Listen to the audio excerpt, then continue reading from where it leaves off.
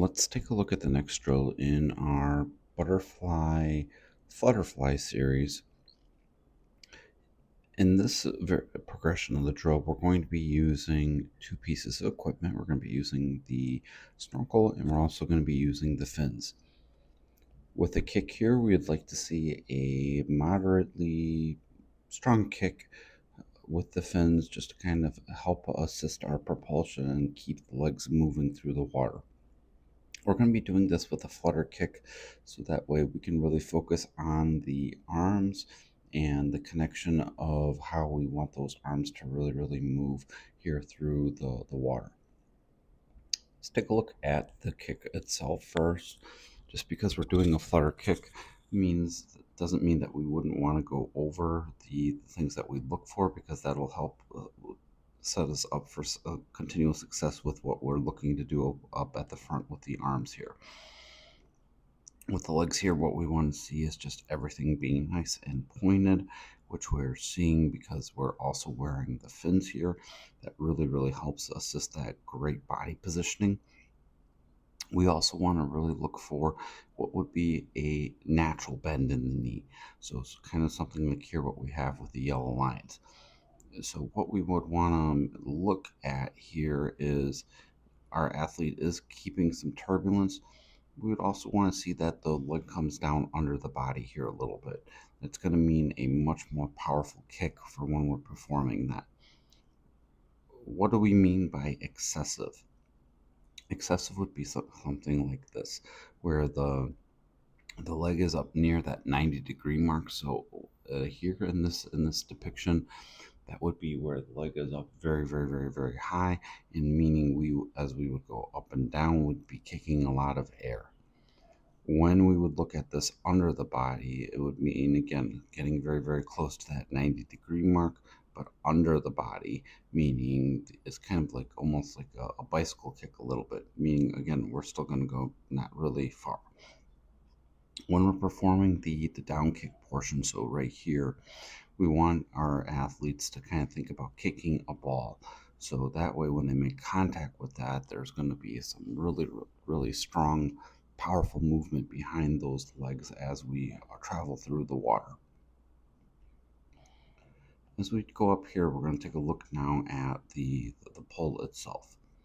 We like for our pull to come out kind of basically at between the hips and where the suit is cut on the body. So kind of somewhere right around here would be perfect.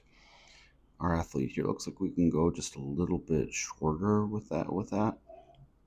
And then as the arms are coming out of the water, our athlete does a great job right here.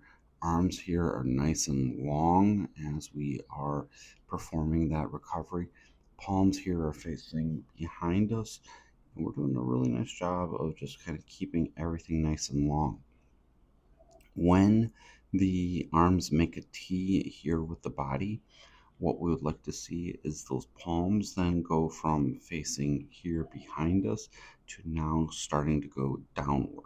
That's going to relax the shoulders here, so that way we can focus on a really just nice, good landing here in front of the shoulders, which we absolutely have.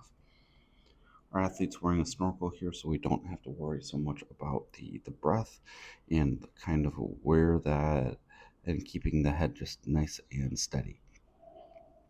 As the hands land, we want to focus to keep them up close to the surface as we can, performing a pressing movement with the chest, allowing the hips here to rise a little bit. And when we would do the dolphin kick, then the legs are really ready to go with a nice kick to kind of think about moving us forward.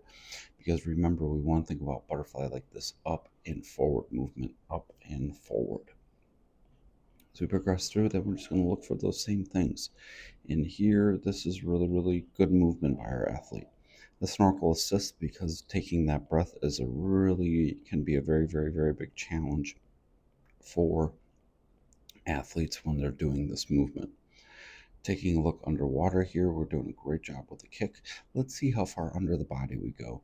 So here, We're doing an okay spot. We might be able to even come in a little bit deeper than this, but just remember when we come deep, we want to make sure that we continue to remember to bring those feet up here toward the body, up to the surface, so that way we can activate the kick here from the hip, utilizing the quadriceps and the hamstrings, the strongest muscle group in the body, to really promote a great freestyle kick.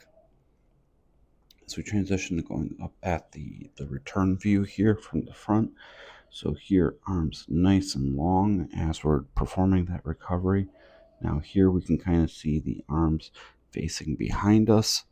Head here is nice and steady. And then on that landing, or at that T point, the hands switch and we start to go down. And then we make contact here with the water on top of the shoulder. Really nice movement right there. And we have this nice strong flutter kick here behind us. Doing really good movements right there. And remember, continue to make sure you land with those hands on top of the shoulders.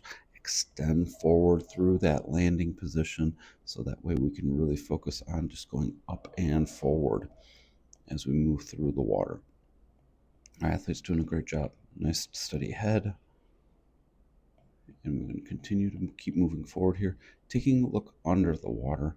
Now, here's where some athletes can get into a little bit of trouble. When we make sure we go through that landing, we'll kind of see here that the head and the chest are at the same point, the same depth. We want to make sure that that chest is really that deepest point of this. So here we would emphasize a little bit more of a press in the chest for our athlete. Great job here coming in on top of the shoulders. And we can kind of see as we perform that catch, we're a little bit wider than we'd like to see. So just remember, what we would like to see is just this power triangle movement created. So we would love to see everything be in a little bit closer here to the body as we're performing the movement.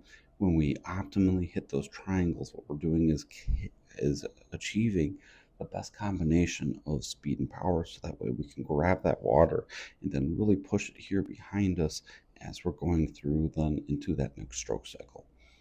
Here, great job of coming in, exiting at the hips as well.